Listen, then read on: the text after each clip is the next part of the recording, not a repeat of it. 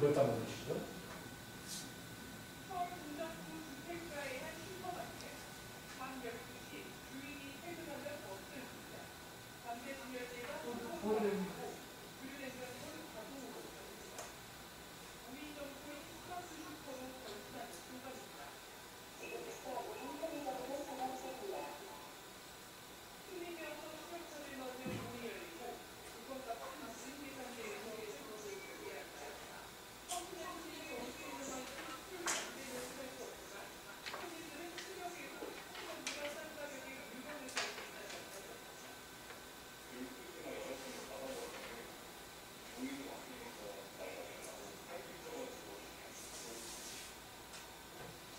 그쵸. 지금 저거 며칠 전에 그 MBC 뉴스에, 여기 MBC가 되고 MBC 자료를 한 게 아니라 뉴스에 나오기를 제가 준비한 건데, 편리는 하겠죠. 편리는 하겠는데, 저희 같은 사람은 쓸 수가 있어요.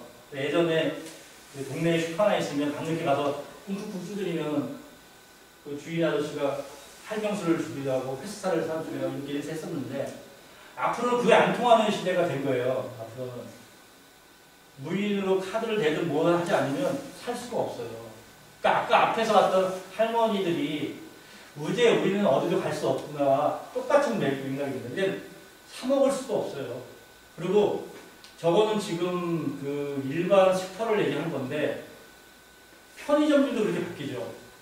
그 저희 경선에는 예전에는 슈퍼가 되게 많았어요. 슈퍼가 되게 많았거든요. 조그만 슈퍼들이 구멍가게라고 하는데 지금 거의 99%가 CU라든가 편의점으로 바뀌었습니다. 어른들이 그 연로해지시니까 본인들이 관리하기 너무 힘든 거예요. 그런데 얘네들이 와서 다 해줍니다 그러니까 그냥 맡기는 거예요. 그러면 이분들은 일정 수익만 주고 알바 쓰면 되는 거니까. 그래서 아마 그분들이 돌아가시면 그런 편의점들이 다 무인으로 바뀌지 않을까 저는 그렇게 생각을 합니다. 여기 보면 아까 했던 얘기 거의 비슷한 얘기예요. 디지털 기기가 워낙 불편하고 되고 있습니다. 불편하고 되고 이거 배우지 않으면 살아갈 수가 없어요. 그리고 손실과 아까 말씀드린 또 하나 중요한 게 있습니다. 모든 것이 100% 가능화될 수는 없다. 기본은 사람이 해야 한다. 그 번역 프로그램 저희 어렸을 때 그 영어 시간에 공부하는 잘 너무 공부 안 해보면 야 번역형 나올 거야 이제 좀만 지나면 다 알아서 해줘.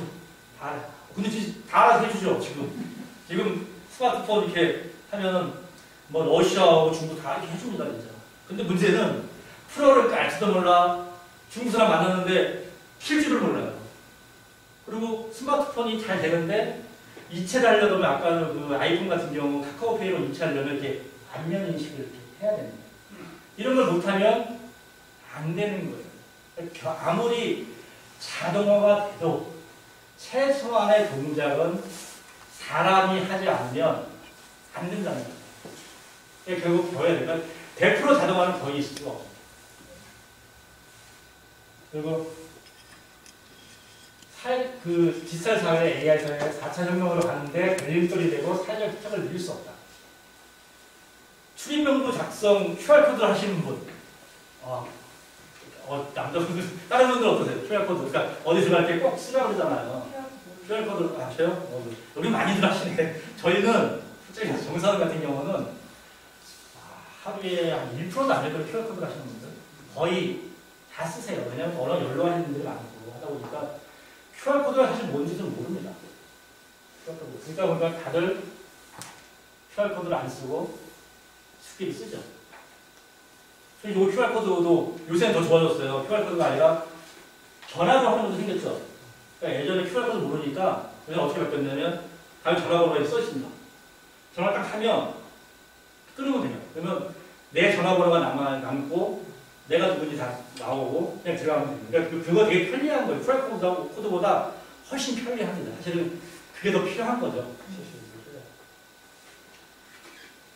재난지원금 쓴 얘기는 지금 올해 저희 재난지원금이 다 됐잖아요. 그런데 인터넷을 할 줄 알고 모바일을 할 줄 아시는 분들은 다 집에서 했죠. 그런데 그렇지 못하신 분들 보셨죠? 이렇게 더위에 줄 서가지고 기다려서 받았던 분들, 이 시기에. 나중에는 이 재단 비용 이런 경우도 ATM으로 처리할 수도 있어요. ATM. 그러면 ATM 가서 하면 되는데 어른들 나이 드신 분들은 그렇게 못한다는 거예요. 그리고 여기 전자투표 얘기했는데 요즘엔 투표가 온라인 투표, 뭐 모바일 투표 많이 하시죠. 되게 편리하고 좋아요. 근데 그 단점이 모바일 투표, 온라인 투표의 단점이 누가 볼 수가 있잖아요. 이제 옆에 사람이 지금 여기서 저 강사의 강의가 좋았네 나빴네 한번 지금 투표하려고 그러면 제가 이렇게 가면 비밀 투표가 안 되잖아요. 그런 문제가 있는데 우리나라 선관위에서 만든 전자투표 시스템이 외국에 수출이 됩니다. 좋다고 수출이 돼요. 근데 전자투표 얘기하면 착각하시는 게 지금 제가 말씀드린 모바일이랑 온라인 투표로 생각을 하셔요. 그거 아닙니다. 그거 아니고 투표장을 가면 거기에 패드라든가 컴퓨터가 있는 거예요. 온라인이라든가 모바일 투표 안 되는 이유는 남편이 나한테 야 2번 찍어. 부인이 남편한테 야 1번 찍어 그럴수록 비밀 투표의 의미가 없는 거잖아요. 그렇기 때문에 전자투표가 된다는 거는 내가 이런 데 와가지고 들어가서 본인 인증하고 보여주고 딱 들어갔더니 손으로 쓰는 게 아니라 기계가 있어서 1번 김철수, 3번 홍준표 이렇게 해가지고 찍는 거예요. 그런데 이게 대통령 선거라든가 국회의원 선거는 한 명만 못해요. 그렇죠? 되게 쉬워요. 근데 지방선거를 한번 가봅시다. 우리 저번에 지방선거에 아마 이만큼 됐던 기억 나시잖아요. 그런데 지방선거인데 도지사를 먼저 여기 울산 같은 경우 시장입니다. 시장을 뽑고 갈 수가 있는 거예요. 이분들이. 왜냐하면 다음으로 넘어가야 되는데 그리고 다음에 뭐 완료라고 있을 거 아닙니까? 투표 완료 이렇게 있어야 되는데 생전 이걸 해보지 않은 분들이 과연 할 수 있겠느냐. 못한다는 거죠. 그럼 결국에 전자투표가 왜 도입이 못하고 있느냐. 그런 문제들이 있는 거예요. 지금 우리 밑에 분들, 디지털에 소외되는 분들이 기본적으로 이런 동작을 할 수 있어야지만 전자투표를 넘어갈 거고 또 하나는 그게 준비가 안 되더라도 만일의 경우 넘어간다면 여러분들이 우리 학습자들한테 패드든 뭐든 가지고 이렇게 하는 거라고 가르쳐야 되는 거죠. 근데 그 가르치는 걸 생각해보면 전국의 국민을 가르친다는 생각해보면 엄두가 안 나는 일이에요. 그래서 우리가 그 정책적으로 가르치는 작업들을 해야 된다. 그래서 지금 여기 계시는 분들이 아마 제가 보기 전자투표라도 이런 기초적인 문해에서 디지털 문해를 하는 선봉장이 될 것 같아요. 그리고 이런 운동을 좀 해야 되고. 그리고 그 대부분의 기계는 사실 하나만 알면 거의 비슷하죠, 사실. 그렇지 않아요? 그러니까 화면 있고 카드 넣고 또 선택하고 이런 거 비슷해서 한두 개만 잘 사용하시면 나머지 사용하는 데 두려움이 없습니다. 그러니까 어르신들한테 우리 학습자들한테 가르칠 때도 몇 개만 가르치면 나중에는 알아서 하셔야 됩니다. 아까 외국 말씀하셨는데 그 외국 배워두면 외국에 나가서 외국어 몰라도 사실 되게 편합니다. 그러니까 제가 한동안 그 싱가포르에 좀 살았었는데 싱가포르는 뭐 결제하면 수표를 줘요. 이렇게 수표를 주면 제가 손님을 가까이 하는데 제일 두렵습니다. 그 참고를 할 때. 이 갔을 때 이게 주변에 사람이 그냥 씹고 해도 좋은데 뭐 모르면 물으면 그 순간에 식은땀이 나기 시작해요. 그러니까 뭐 영어도 잘 모르고 나는 이 돈을 바꿔야겠고 이렇게 하는 거죠. 근데 ATM이 있잖아요. 그 수표가 저는 바꿔주진 않지만 ATM을 사용하면 되게 편하죠. 그냥 한국 안 가고 하면 되니까. 그리고 외국 나가면 아까 그 셀프주의 같은 경우 다 그렇게 돼 있으니까 되게 편합니다. 그리고 기다리지 않고 빨리 할 수 있다.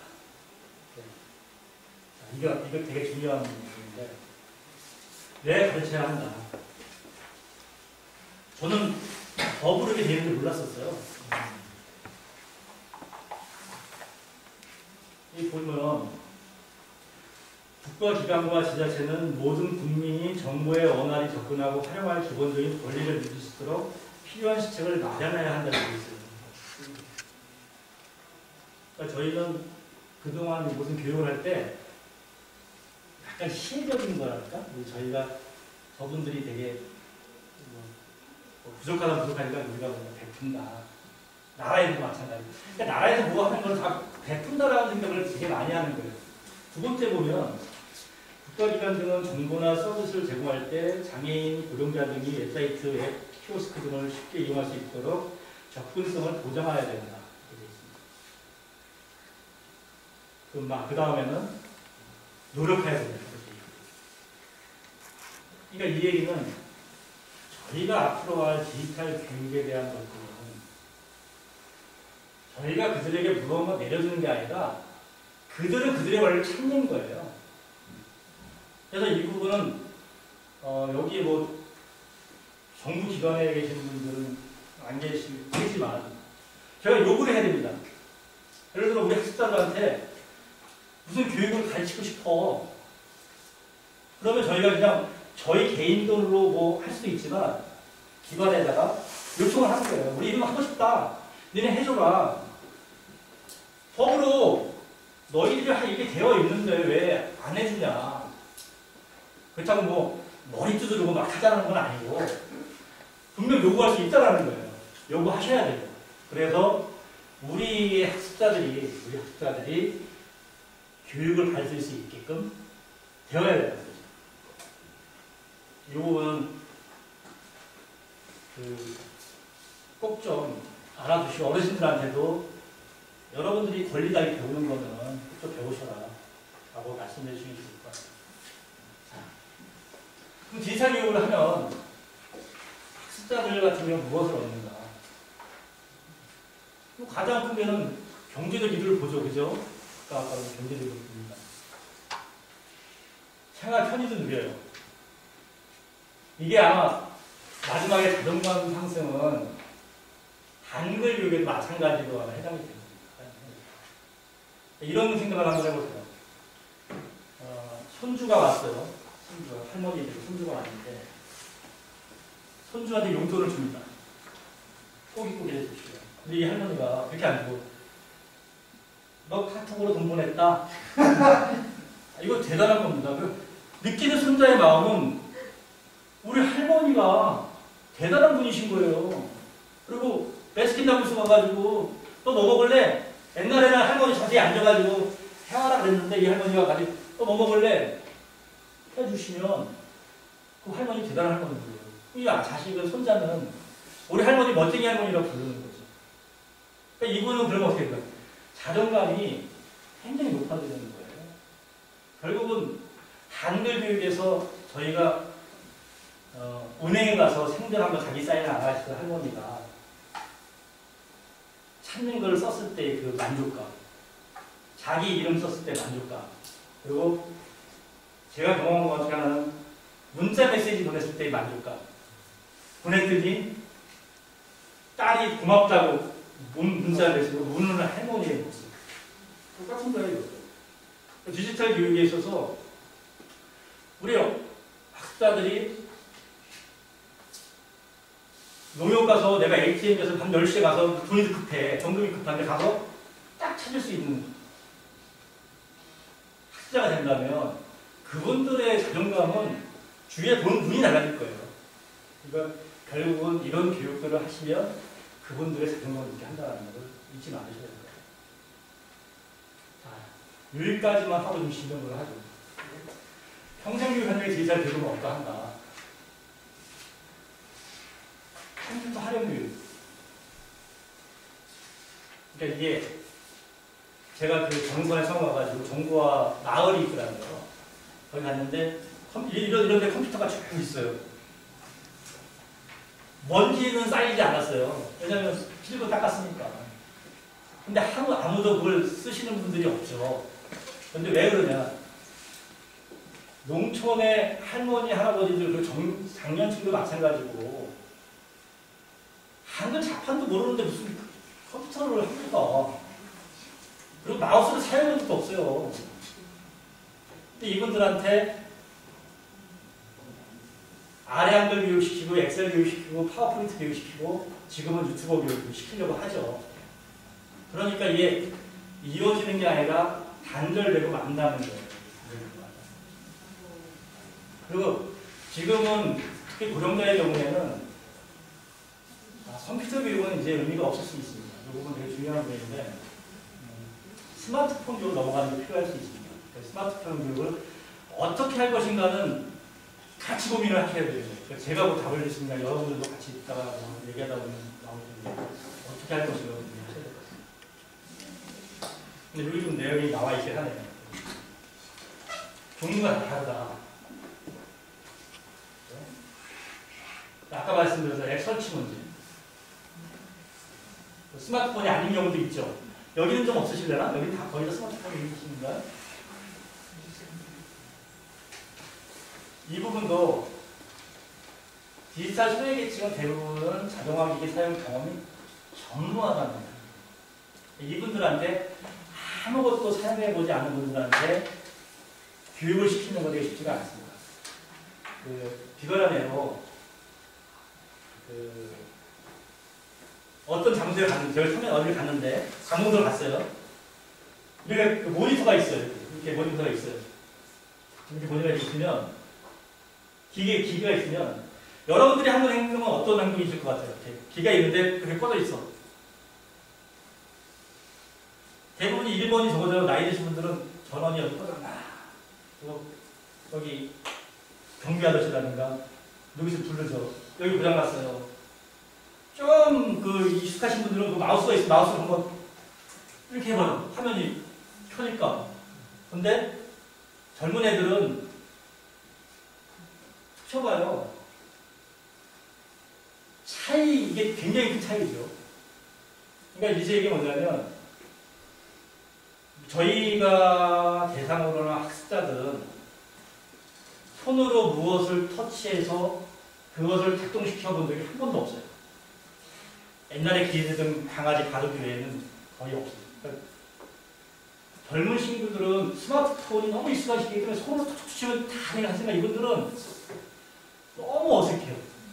다시 또 한 10년 전으로 들어가 보면 아이폰 처음 나오고 스마트폰 나왔을 때 솔직히 전화 못 받으시는 분들 처음에 전화 사실 못 받았어요. 이걸 밀어서 잠금해제를 해야 되는데 얘가 한 번에 쭉 가야 되는데 가다가 돌아와. 그러지 않으셨나요? 다 잘하셨나? 저는 그런 것들이에요. 그러니까 우리들이 앞으로 학습을 가르쳐야 될 학습자들은 이런 경험이 전혀 없는 분이라는 걸 전제를 해야 됩니다. 그리고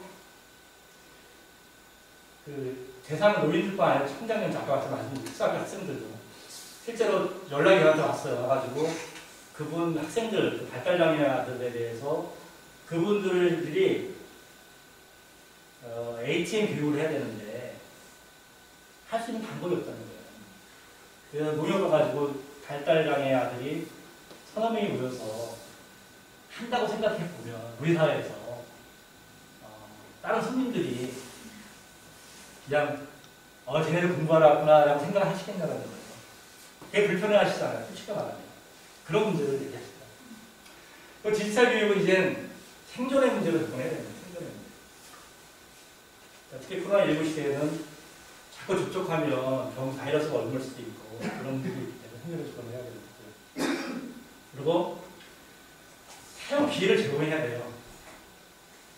자꾸 사용 기회를 제공하고 기초적인 것부터. 아까 제가 터치 얘기했죠. 아까 이따 프로그램을 보시면 아마 나중에 노트북을 껴주시면 프로그램을 보면 저희가 제일 먼저 하는 게 터치 교육입니다. 그러니까 숫자가 나오고 그 숫자를 누르는 거예요. 제가 강릉에서 시연을 하고 할머니들이랑 했었는데 터치가 안 되는 시험들 외에는 많아요. 그러니까 그 얘기는 예전에 문해 출국반 할 때 글을 안 쓰게 할 때 연필 잡기 하시잖아요. 그리고 줄긋기 하시죠. 그분들이 줄을 쫙 긋든가요? 못 긋잖아요. 저는 되게 처음에 문예 선생님이 와서 놀랬던 장면이거든요. 그분들이 줄을 못 긋는 거, 연기를 못 잡는 거예요. 아니 지금 시대가 어느 시대인데 저런 분이 계실까라는 거였어요. 그런데 제가 저 기계를 가져갔더니 터치를 못 하시더라고요. 그리고 어떤 분은 터치가 되는데 저희가 맨 처음에는 이 터치하는 게 전기식으로 되는 것도 있고 이게 눌림에 따라 하는 것도 있어요. 제가 처음에는 전기식으로 되는 걸 가져왔었는데 굳은 살이 되어가지고 작동을 안 합니다. 그래서 이번에 바꿨어요. 눌리는 거 바꿨습니다. 그래서 지금은 그렇게 바꿨는데 어쨌든 디지털 교육의 문제는 아주 기초적인 거, 터치 그리고 아까 미디어 경동해제 그리고 요즘에 택배가 오면 특히나 등기가 오면 어떻게 합니까? 등기형 기장 주관이 아니라 사인하라고 그러죠. 저희 잘 안 되잖아요. 저희 잘 사인 보고 잘 안 나와요. 근데 앞으로는 그렇게 많이 할 거예요. 그러니까 그분들한테 그런 거 가르쳐야 되는 거예요. 이렇게 스마트 패드에다가 글 쓰는 법을 가르쳐야 돼요. 손을 이렇게 쭉 누르면 글이 써진다라고. 연필 잡는 것도 가르쳐야 되지만 안 그러면 그분들이 살 수가 없을 수도 있어요. 그리고 사기를 나갈 수도 있어요. 그러니까 그런 부분들을 여러분들이 계속 하셔야 됩니다. 지금 거의 1시간이 넘게 했는데 오늘 여기까지 1부는 하고요. 2부에 또 잠깐 설명하고 실습은 지금 저희가